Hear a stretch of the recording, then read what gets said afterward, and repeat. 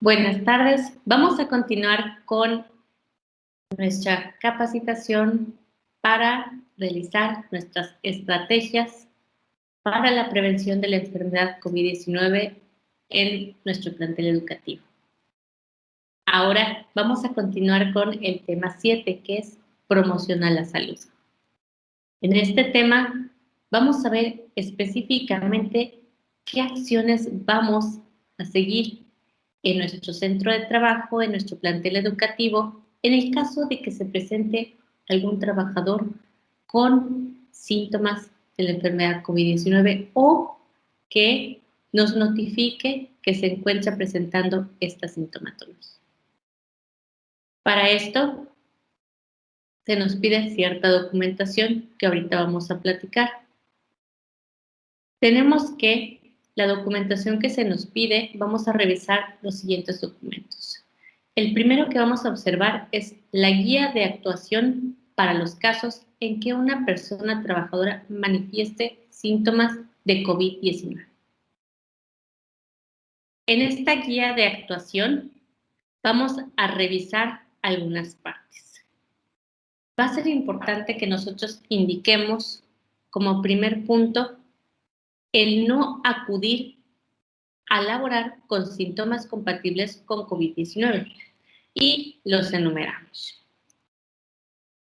Siguiendo, vamos a indicar en esta guía qué acción va a realizar nuestro trabajador al momento de presentar síntomas de la enfermedad COVID-19.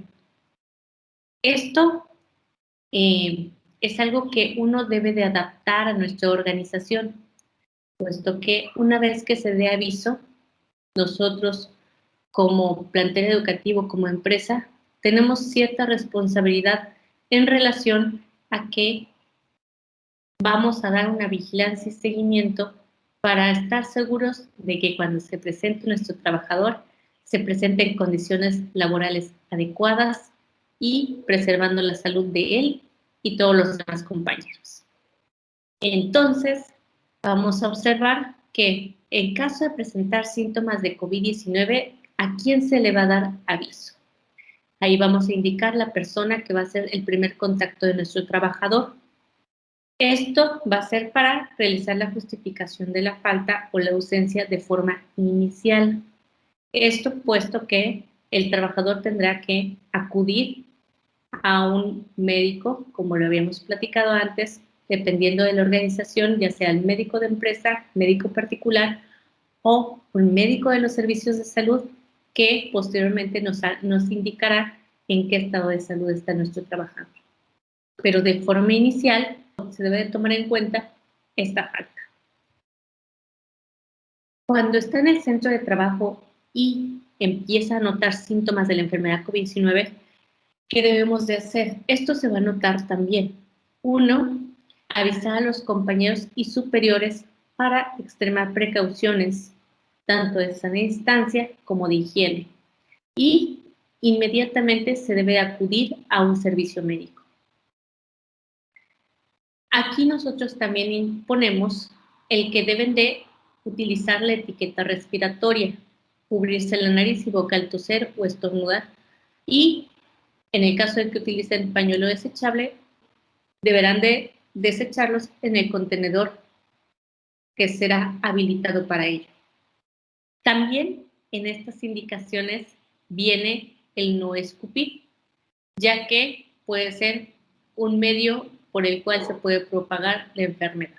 Además de esta guía, que es una guía inicial, también vamos a tener un lineamiento para el manejo de personas trabajadoras sospechosas, contactos confirmados y su reincorporación al trabajo.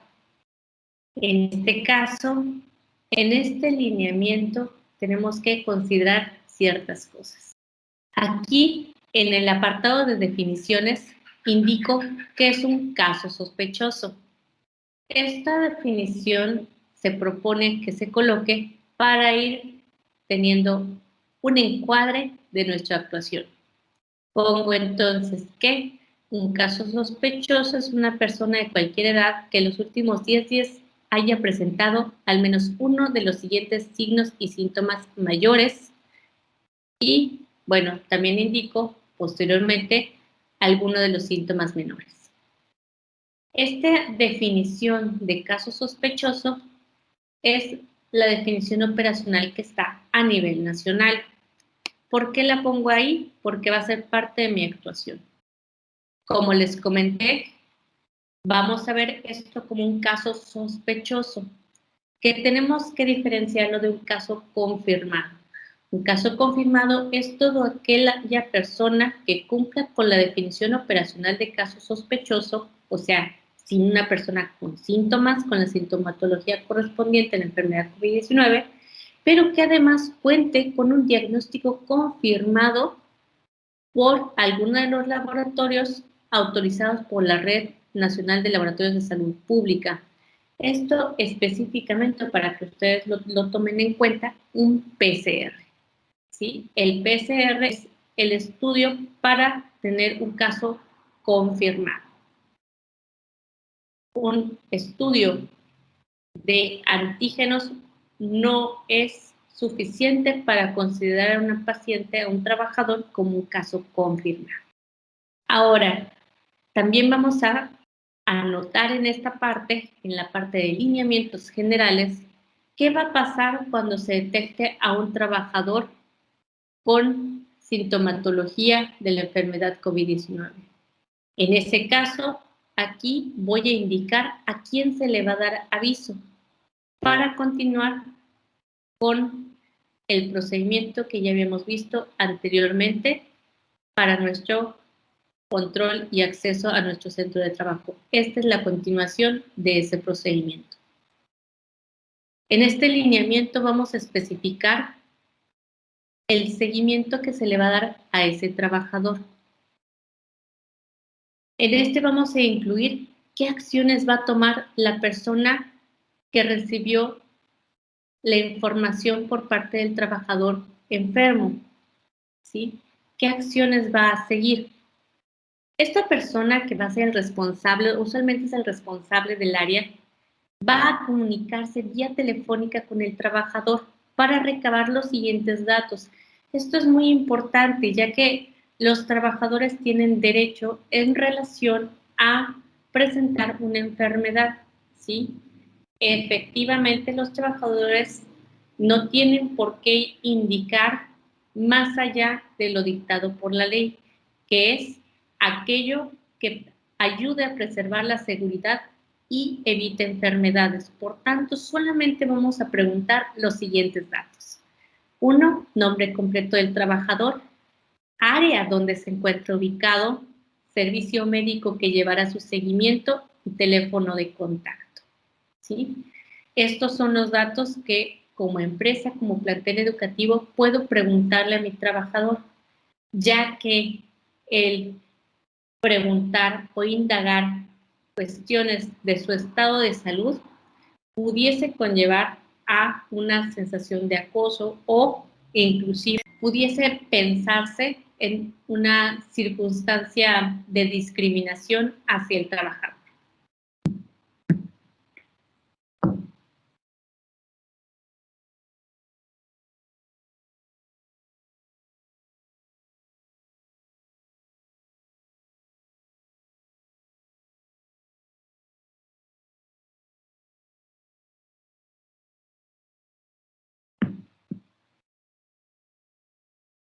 Ahora, para el seguimiento de este trabajador, también aquí se indicará que el trabajador se comunicará con una persona. Aquí debemos de determinar con quién.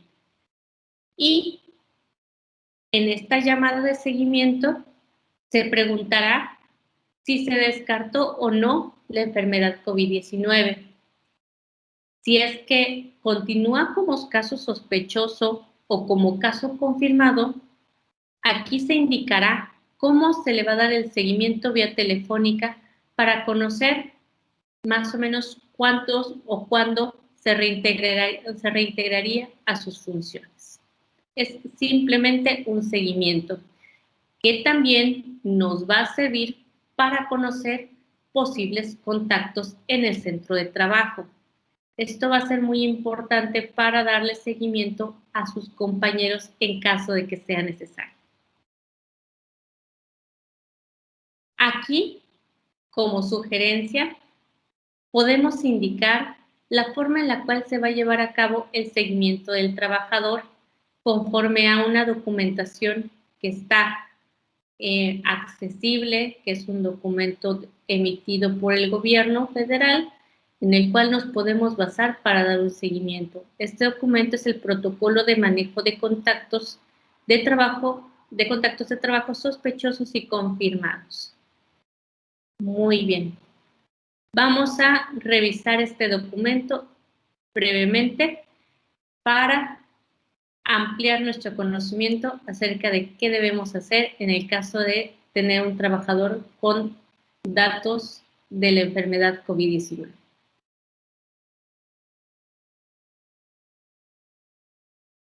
Este documento nos va a ayudar para tener una directriz en cómo manejarnos en relación a un trabajador con datos o con sospecha de la enfermedad COVID-19.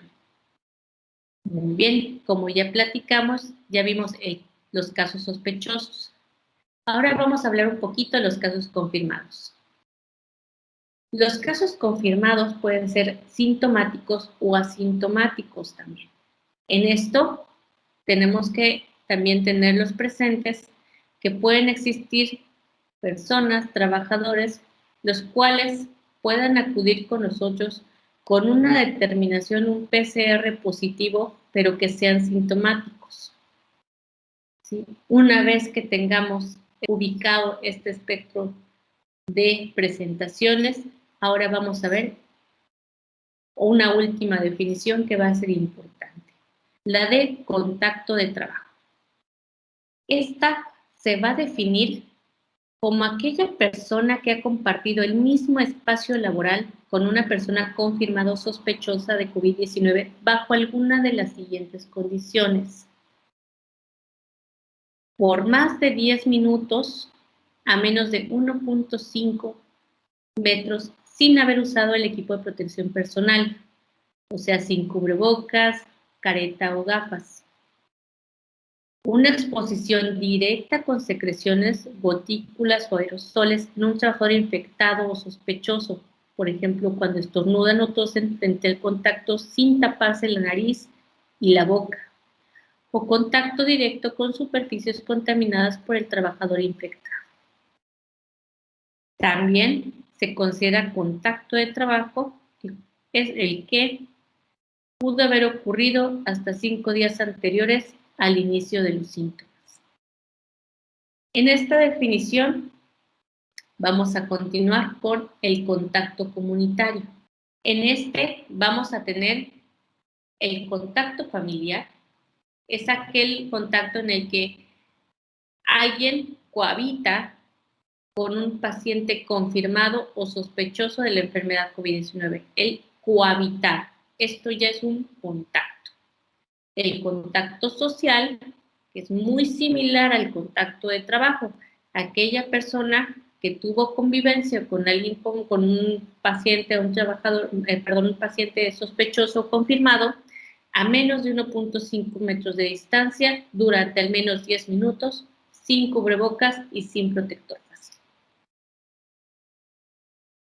Ahora bien, ya que tenemos estas definiciones, vamos a ir a nuestro algoritmo de decisión. Vamos a iniciar con aquellos casos sospechosos y confirmados sintomáticos ambulatorios. Para la decisión de cuándo va a regresar un trabajador a su puesto de trabajo, tenemos que, en el caso de trabajadores sospechosos, vamos a tener dos tipos de decisiones, la decisión basada en síntomas y la decisión basada en pruebas.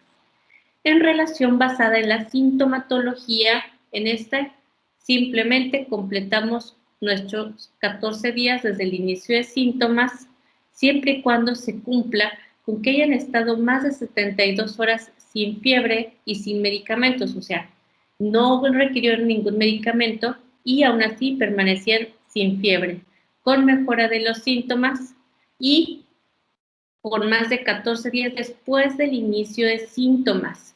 Eso quiere decir, no importando cuándo consideraron que se contagiaron, importa el conteo desde el inicio de síntomas. Pasando estos días y con estas características, el trabajador puede reintegrarse a sus funciones sin peligro para ninguno de sus compañeros. Ahora, para la decisión basada en pruebas. Muy bien. En la decisión basada en pruebas vamos a tener un resultado. En el caso de que sea un resultado negativo, puede regresar nuestro trabajador a laborar siempre y cuando se encuentre más de 72 horas sin fiebre, sin necesidad de antipiréticos, o sea, sin necesidad de paracetamol, ibuprofeno, algo que le quite la fiebre, y con mejora de síntomas respiratorios. ¿Esto por qué? Porque no solamente existe la enfermedad COVID-19, pueden existir otras enfermedades respiratorias las cuales pueden causar que se contagien otros de mis trabajadores con cuadros muy similares a la enfermedad COVID-19. Por tanto, para evitar que tengamos pues la suspensión de labores de personal sin la enfermedad, con este tipo de incapacidades que son prevenibles, para eso se mantiene este resguardo temporal. Ahora, si yo tengo una prueba positiva, entonces se considera un caso confirmado. Ojo, esta decisión basada en pruebas es decisión basada en prueba en PCR, no en antígenos. Aclarando esto, ¿por qué el PCR? Porque el PCR me va a determinar la presencia de virus en número de copias. ¿Cuántas copias o qué cantidad de virus tengo en mi cuerpo? Es tal cual, medir cantidad de virus, por así decirlo, en forma resumida. El antígeno no, los antígenos no se pueden tomar de esta forma. ¿Por qué? Porque los antígenos es una respuesta, ¿sí? Es una medida de una respuesta que tiene el cuerpo. Esta respuesta puede haber sido dada recientemente cuando tenemos una IgM, si es que nuestro laboratorio la determina, puede dar una respuesta aguda. Pudiese ser que sí tiene la enfermedad COVID-19, puede ser que sí. Sin embargo, tiene falsos negativos o falsos positivos. Entonces, no es tan confiable. Y la otra circunstancia es que la vacunación causa también este aumento, causa la presencia de antígenos. Entonces, las personas que estamos vacunadas, su servidor está vacunada, ¿tenemos antígenos? Sí. Entonces, todas las personas que se han vacunado vamos a salir positivo a antígenos, lo más probable es que sí, antígenos IgG. Por tanto, muchos laboratorios no distinguen el tipo de antígeno y entonces no podemos saber cuál fue el que se detectó, si fue un antígeno por la vacuna o fue un antígeno porque me encuentro enferma de la enfermedad COVID-19. Y también se presentan en aquellas personas que ya se enfermaron. Si se enfermaron hace un mes, hace un año, hasta pueden presentar los antígenos. O si fueron asintomáticos. Por tanto, no es una prueba con la cual se recomiende tomar decisiones. Ahora bien, tengo mi caso confirmado. ¿Cuándo va a regresar mi trabajador? Puedo hacerlo, como les comenté, basado en síntomas, cuando hayan pasado más de 72 horas sin fiebre, esto en ausencia de cualquier medicamento que baje la fiebre. Y bueno, pasando los 14 días después del inicio de síntomas. Ahora bien, vamos al siguiente algoritmo de decisión. Ahora, en el caso de aquellos trabajadores con una evolución, pues, desfavorable, que hayan requerido ser hospitalizados, vamos a tener también un seguimiento a estos trabajadores,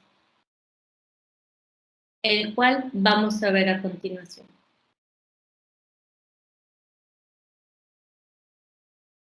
En estos casos, vamos a revisar la presencia o no de secuelas derivadas de la enfermedad.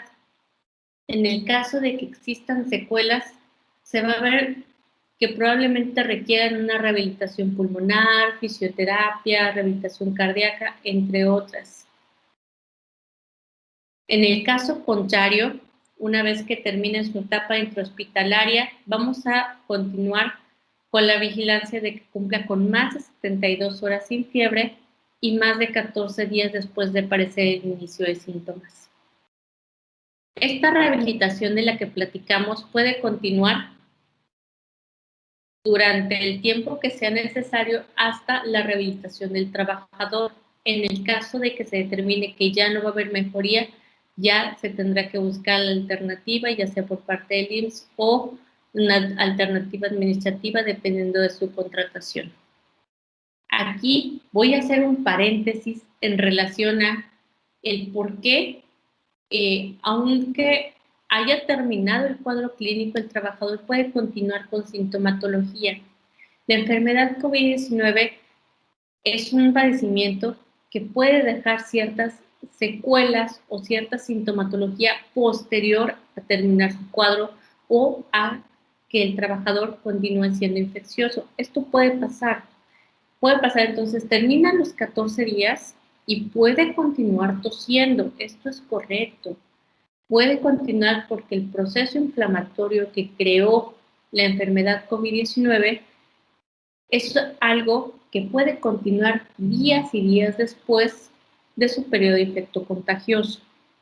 Pueden continuar presentando fatiga de vez en cuando, dolores musculares, dolor de cabeza, inclusive continuar sin olfato. Eso no significa que contagien a sus compañeros y esto va a ser importante.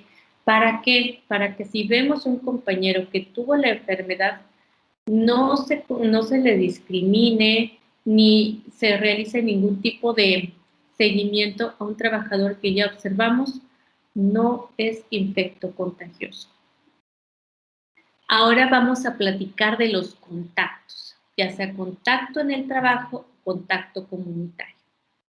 En estos vamos inicialmente a pedir 5 días de aislamiento.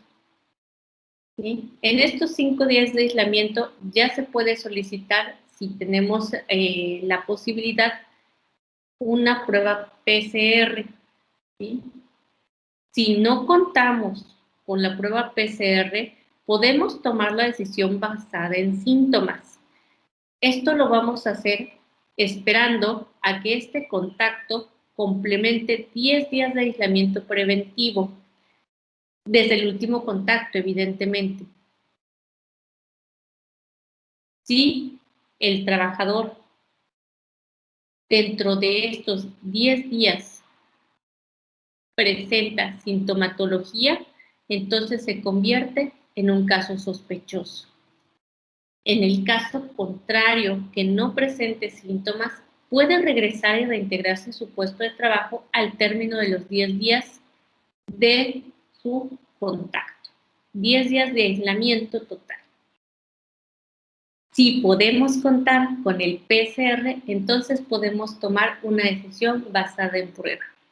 En este caso podemos tener una persona con definición de contacto, se le realiza la prueba PCR a los 5 días de este contacto y en el caso de que sea negativo, puede ser que la persona sea sintomática. En el caso de que sea negativo sintomático, entonces vamos a esperar que cumpla sus 72 horas sin fiebre, sin necesidad de medicamentos y con mejora de los síntomas respiratorios. Lo que ya les comenté, una persona que puede tener una infección viral común y corriente. Quiere decir que tiene sintomatología que pareciera ser correspondiente a la enfermedad COVID-19, pero con un PCR negativo que nos marca que no hay reproducción del virus dentro de esa persona.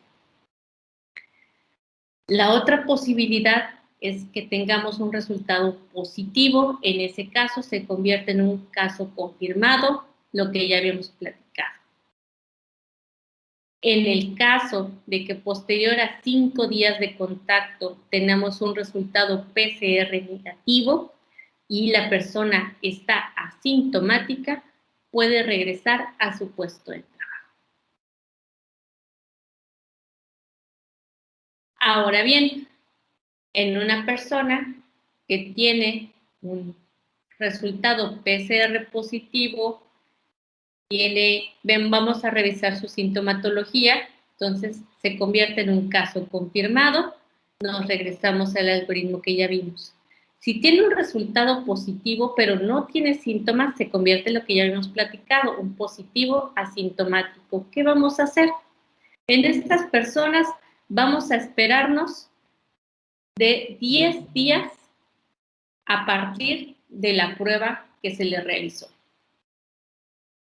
¿Sí? Como no tenemos sintomatología, simplemente esperamos 10 días a partir de la fecha de la prueba, no del resultado, porque a veces tarda. De la fecha de la prueba nos esperamos 10 días y entonces sí puede reintegrarse a su puesto de trabajo.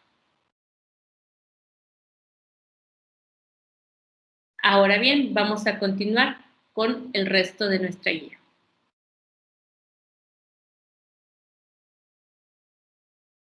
En esta parte del lineamiento también indico, además, como propuesta, que una vez finalizado el primer periodo de aislamiento, en caso de que no se presente el trabajador, se le dará seguimiento de su estado de salud vía telefónica y podrá continuar el aislamiento domiciliario por 7 días o hasta 14 días, dependiendo de lo indicado por el médico. Ahora bien, en el caso de que el trabajador sea contacto, lo que ya vimos, también vamos a especificar en nuestro lineamiento la forma en la que se va a comunicar a nuestro centro de trabajo. Por eso se indica aquí, el trabajador que tenga conocimiento de ser contacto de trabajo de un caso sospechoso confirmado, se le dará aviso a quien pondrá en marcha las medidas administrativas correspondientes. En este lineamiento en específico, se le sugiere también incluir este apartado, que nos indica en la Ley Federal del Trabajo establece en su artículo 134 que es obligación del trabajador en su fracción 10 someterse a los reconocimientos médicos previstos en el reglamento interior y demás normas vigentes en la empresa o establecimiento para comprobar que no padecen alguna incapacidad o enfermedad contagiosa o incurable, como lo es la enfermedad COVID-19.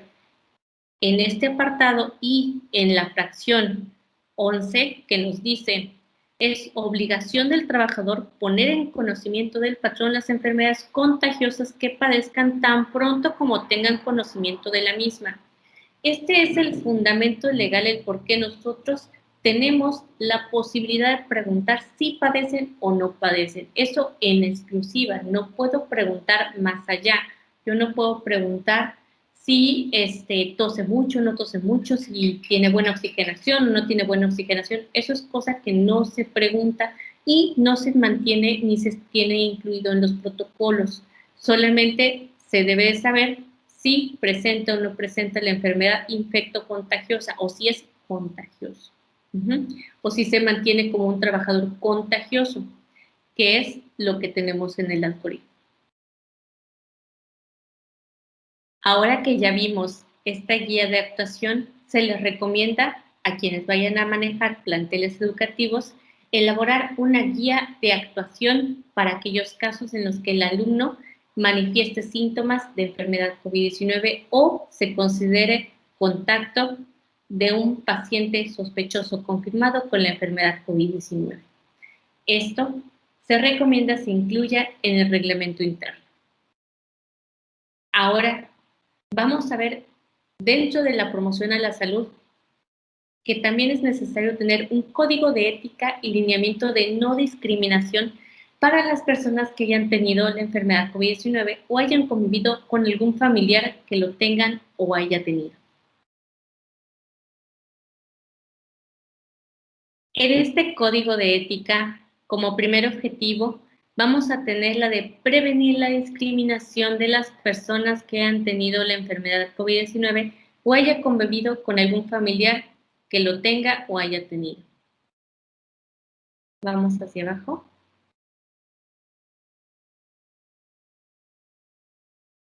Ahí.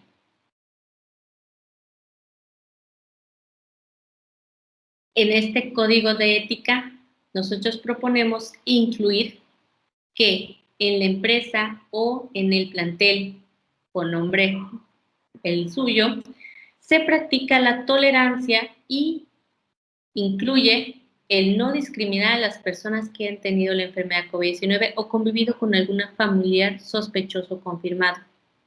Asimismo, se promueve respetar la privacidad y confidencialidad de quienes requieran atención médica por sospecha o enfermedad COVID-19. Este apartado se pone con la finalidad de que todos los trabajadores mantengan respeto y confidencialidad cuando se conoce que presentan o presentaron la enfermedad. También se considera bueno incluir que en el plantel educativo se genera conciencia acerca de la enfermedad COVID-19 sin fomentar el temor o la ansiedad. También en esta empresa se comparte únicamente información precisa y confiable sobre la enfermedad y se procura ser cuidadoso con las imágenes que se comparten, procurando el no reforzar estereotipos.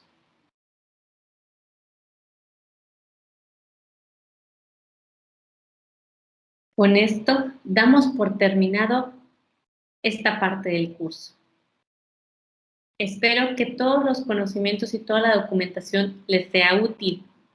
Ahora vamos a ver cómo vamos a conjuntar toda esa información en forma de un documento en el cual se concentre todo lo que realizamos.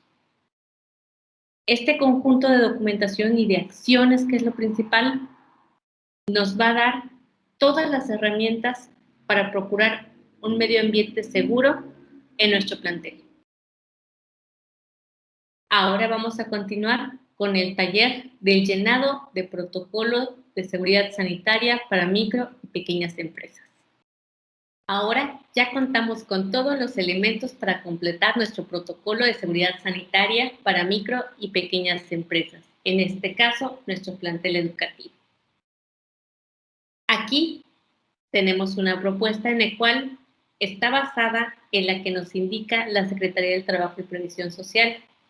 Prácticamente es lo que necesitamos tener tanto para poner en marcha nuestras medidas de seguridad como para saber y tener los elementos para darle seguimiento, efectuar un control constante y que podamos dar una continuidad a todas nuestras medidas, logrando así nuestro objetivo, que es la prevención de las enfermedades, la prevención de la enfermedad COVID-19.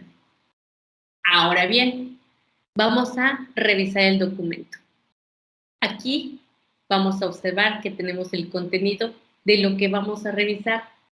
Como observamos al principio del curso, lo primero que vamos a tener son nuestros datos generales. Estos se recomienda que sean los que nos indica o los que tenemos ante el registro patronal. Vamos a poner aquí el nombre del plantel educativo, el folio de autoevaluación, y es que ya tenemos todo para su evaluación ante la Secretaría del Trabajo.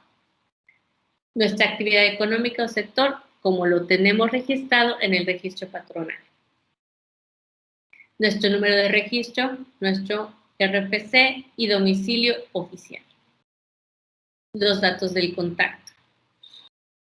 Las primeras actividades son las que vamos a recordar que vimos al principio del curso. Primero, identificamos el tipo de actividad, el nivel de riesgo epidemiológico, el tamaño del centro de trabajo y las características de este.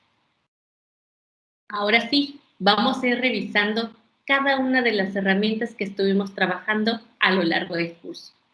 Inicialmente, este documento, que es en el que nosotros vamos a contener todo lo que necesitamos tener, nos pide que identifiquemos las características internas del centro de trabajo. En este caso se refiere a nuestro personal en situación de vulnerabilidad o mayor riesgo de contagio en el área. Para esto vamos a tener nuestro listado de Excel. Vamos a revisarlo nuevamente. Nuestra herramienta listado de personal en situación de vulnerabilidad es la que vamos a contener en este apartado. Vamos a recordar que es un listado que es cambiante, ¿sí? En un momento podemos tener a cierto personal dentro de este listado, en otro momento no. Por lo tanto, se debe de mantener actualizado. En esta versión del documento también se solicita que tengamos identificado aquel personal que tiene a su cuidado menores de edad, adultos mayores, personas en situación de vulnerabilidad o mayor riesgo de contagio. Esto lo vamos a tener con fines administrativos y dependiendo de nuestra organización. Posteriormente nos pide tener identificados las áreas o departamentos con los que cuenta el centro de trabajo. Para esto vamos a utilizar nuestra herramienta de Excel de listado de áreas o departamentos. Vamos a ver.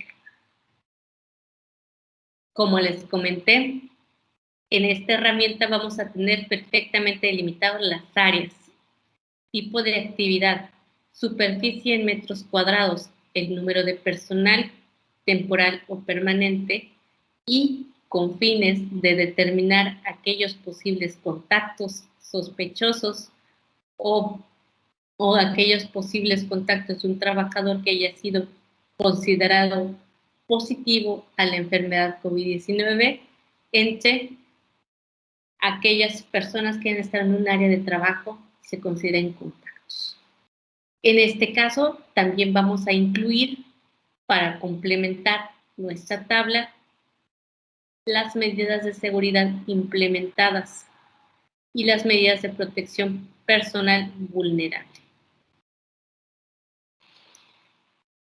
Lo siguiente que vamos a poner en nuestro protocolo son las estrategias generales de promoción a la salud y seguridad sanitaria en el entorno laboral. En este apartado vamos a colocar los lineamientos requeridos y todo lo establecido para la promoción de la salud. En este apartado contamos con 3 documentos. La guía de actuación para los casos en que una persona trabajadora manifieste síntomas de COVID-19. El lineamiento para el manejo de personas trabajadoras sospechosas, contactos confirmados y su reincorporación al trabajo. Y les comenté que podíamos basar nuestras acciones para el manejo de las personas trabajadoras sospechosas, contactos confirmados y su reincorporación laboral en el documento que se llama Protocolo de Manejo de Contactos de Trabajo Sospechoso y Confirmado. Con esto tenemos toda la documentación que se nos pide. Vamos a revisar el primer documento, Guía de Actuación. Como observamos, en esta guía de actuación contiene qué vamos a hacer en el caso de que tengamos a un trabajador con síntomas de la enfermedad COVID-19. El siguiente documento que vamos a revisar va a ser el lineamiento para manejo de personas trabajadoras sospechosas, contactos confirmados y su reincorporación. Vamos a verlo. En este lineamiento tiene estas características por lo que ya les comenté, porque se tiene un fundamento legal establecido para su funcionamiento. Por eso tiene carácter de lineamiento. Y finalmente vamos a dar una revisión rápida para ubicarlo perfectamente al protocolo de manejo de contactos de trabajo sospechoso y confirmado. Como vimos en el curso, este nos va a permitir tener una guía de actuación en relación a aquellos casos que se consideran contactos de trabajo sospechoso y confirmado. Ahora vamos a ver la documentación referente a la protección a la salud. El primero va a ser aquel lineamiento que promueve y protege la sana distancia. En este caso, es el lineamiento para que los trabajadores cuiden la sana distancia social con sus compañeros de al menos 1.5 metros. Vamos a revisar. Por las características de este lineamiento, también se incluye la definición que en aquellos lugares donde no sea factible, será obligatorio el uso de cubrebocas y protección ocular o facial. Continuando con nuestras medidas de protección a la salud, tenemos el control de ingreso y egreso. Para este, vamos a tener 3 documentos en los cuales nos vamos a apoyar. Ya tenemos elaborado 2. El de lineamientos de control de visitas, proveedores y contratistas. Este es un lineamiento que puede ser incluido en el protocolo de acceso y control sanitario como un anexo, si es que no es una circunstancia en específico o no se requiere mayores características específicas para mi centro de trabajo o mi plantel. Vamos a revisar nuevamente el protocolo de acceso y control sanitario. Vamos a recordar nuestro protocolo de acceso y control sanitario. En este incluye la instalación de filtro de supervisión. En este es importante recordar que si la persona que se encuentra encargada del filtro sanitario no es un profesionista de la salud, en caso de que encuentre o detecte a una persona con sintomatología de la enfermedad COVID-19, tendrá que remitirlo al servicio médico más cercano y se deberá dar aviso a la persona indicada en nuestro protocolo que ya elaboramos. También es importante mencionar que este protocolo se enlaza con los otros que ya vimos. Vamos a recordar que en este protocolo se describe perfectamente las actividades que se van a realizar para la limpieza y desinfección diaria de las áreas, superficies y objetos de contacto y o de uso común. Ahora vamos a revisar las siguientes medidas de prevención. Estas medidas son para prevenir contagios en la empresa. Se incluye el lineamiento para evitar el uso de joyería, corbata, barba y bigote.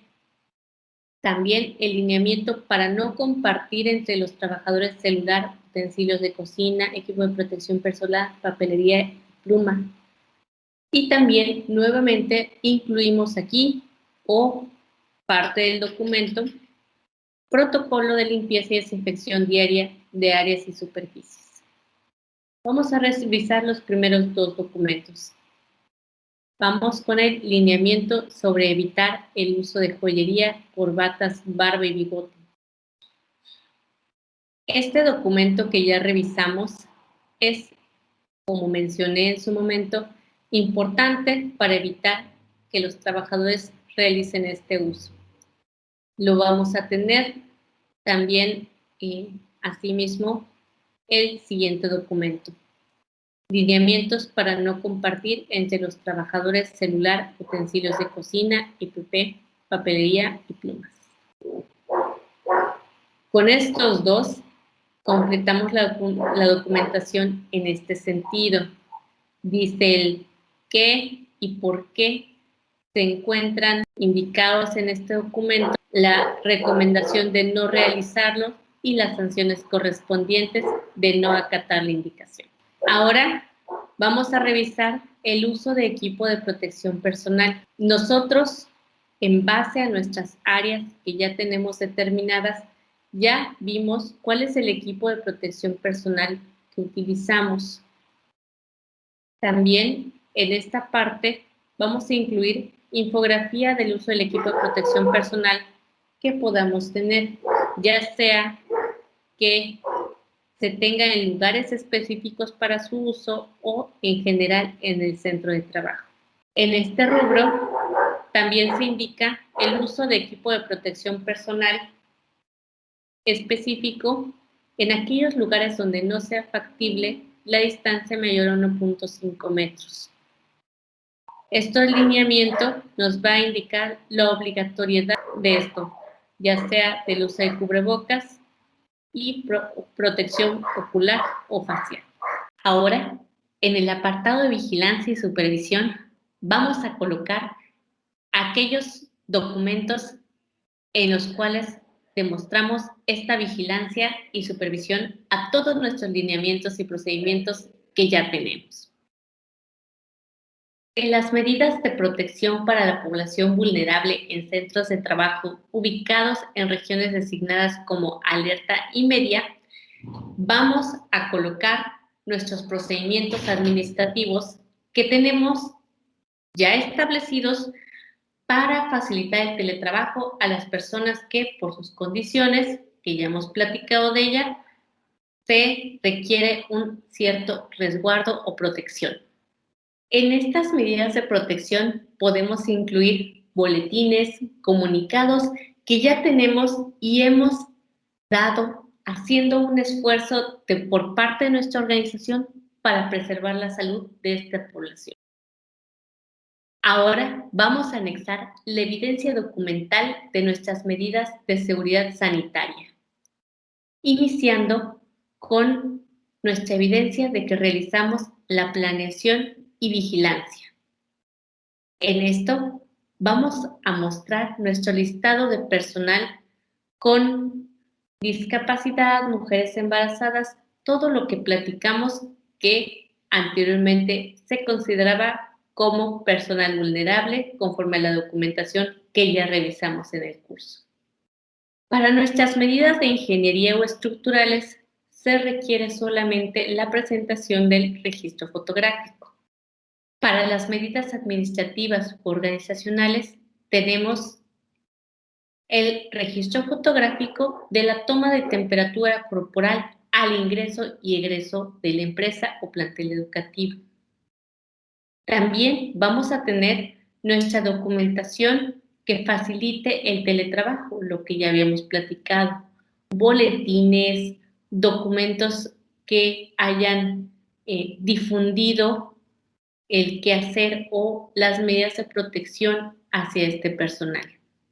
También aquí vamos a ver que podemos integrar documentación que ya hemos realizado, como son el haber limitado o cancelado totalmente en algunos casos eventos sociales.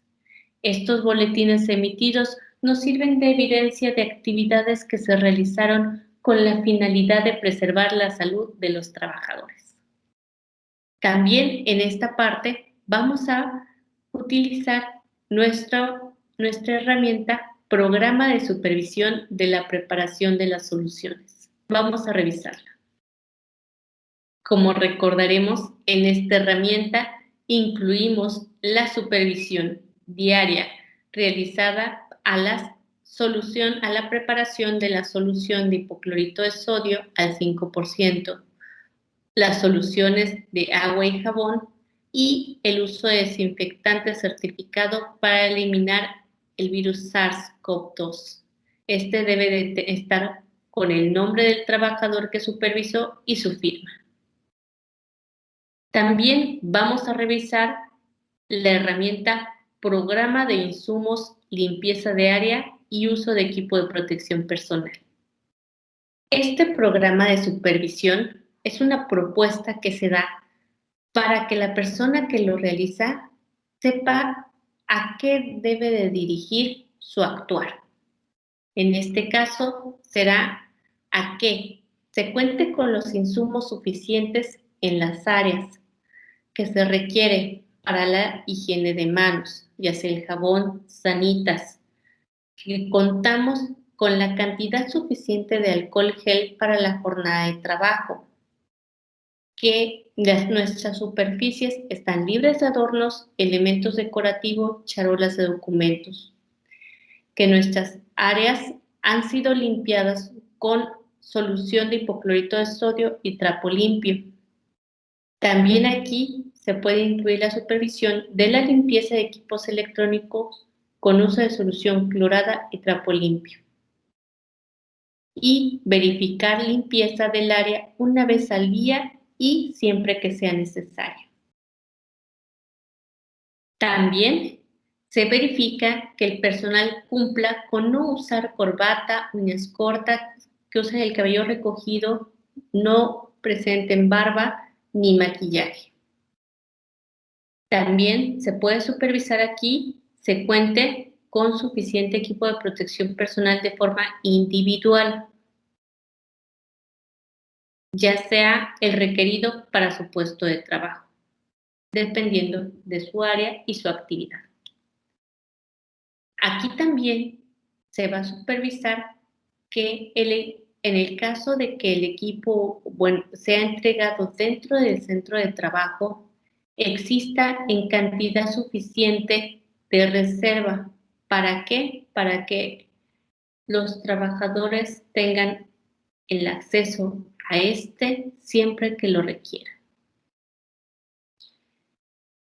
En esta supervisión también puede incluir que se encuentre el tapete con el antibacterial colocado o la solución hipoclorito de sodio al 5%.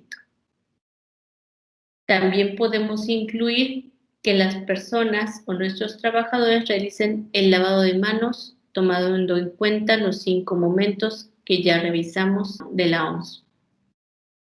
En el caso de que se utilice careta o gafas, debemos de contar con un lugar disponible para su desinfección o para su colocación. La existencia de este espacio también va a ser supervisada y esta herramienta puede ser útil para ello. También en esta se revisan los contenedores que existan en diversos puntos para arrojar los cubrebocas usados o maltratados. Esto va a ser una medida de higiene que podemos utilizarla en varios puntos de nuestro centro de trabajo. También en esta supervisión se puede realizar la observación de las áreas que se encuentren bien delimitadas y que tengamos áreas específicas para la colocación del equipo de protección personal. En este apartado también vamos a revisar el cuestionario de detección de signos y síntomas. Como les comenté, esta es una propuesta de cuestionario para que se les aplique a los trabajadores con la finalidad de realizar una detección oportuna de un trabajador con síntomas correspondientes a la enfermedad COVID-19. También, en el caso de los planteles educativos, se recomienda la aplicación de un cuestionario similar a los alumnos. En este caso tendríamos algunas variantes. En lugar del nombre del trabajador estaría el nombre del alumno. Y por ser menores de edad se debe de incluir el nombre del padre, madre o tutor y su firma. Ahora vamos a revisar nuestro programa de supervisión y verificación del cumplimiento de los lineamientos de sana distancia. En esta supervisión vamos a revisar el uso de cubrebocas, careta y que las personas realicen su sana distancia. Esta supervisión debe ser diaria y contener el nombre del supervisor y su firma. Dentro de estas medidas también se va a incluir que en el centro de trabajo se promueva y comunique la buena higiene respiratoria. Esto quiere decir el estornudo y tosido de etiqueta. Para esta se puede tener como evidencia documental la fotográfica. Ahora vamos a revisar cómo vamos a hacer la supervisión del equipo de protección personal. Esta como ya observamos, puede ser de forma fotográfica y contamos con la herramienta del registro de entrega de equipo de protección personal. Vamos a recordar. Esta herramienta nos va a permitir tener un control del equipo de protección personal.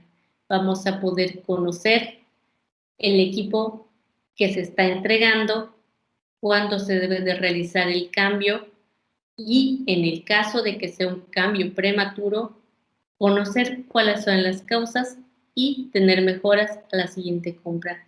Esto es siempre y cuando el patrón o el plantel educativo esté haciendo entrega de este equipo de protección personal.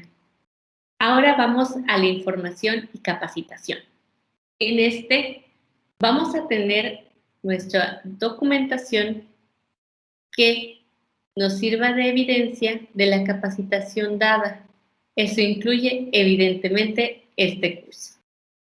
También vamos a tener incluido en esto nuestras listas de difusión de lineamientos que ya conocemos sobre evitar el uso de joyería, corbatas, barba y bigote, el código de ética y el lineamiento de no discriminación.